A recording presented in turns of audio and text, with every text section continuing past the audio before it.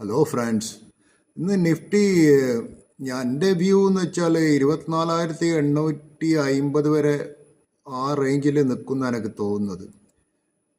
ഇന്നത്തെ 24,850 24,700 വരെ downward trend കാണുന്നുണ്ട്.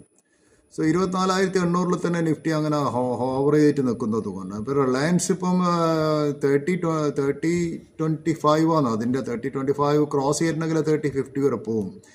പിന്നെ ഇപ്പോൾ ചെയ്യുന്നത് രാവിലെ കാണുന്നത് ഞാൻ ടാറ്റ മോട്ടോഴ്സ്, സൺഫാർമ ഇതൊക്കെ കാണുന്നത്, ICICI ബാങ്ക് കുറച്ച് ചെയ്യുന്നത് കാണുന്നുണ്ട്.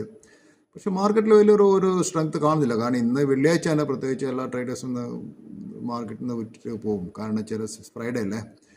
അപ്പോൾ നോക്കാം നമുക്കിന്ന് മാർക്കറ്റ് എങ്ങനെ ഫോർവേഡ് ചെയ്യും, കുറച്ച് കഴിഞ്ഞിട്ട് എങ്ങനെ മാർക്കറ്റ് മൂവ് ചെയ്ത് നോക്കാം. Thank you. Have A nice day.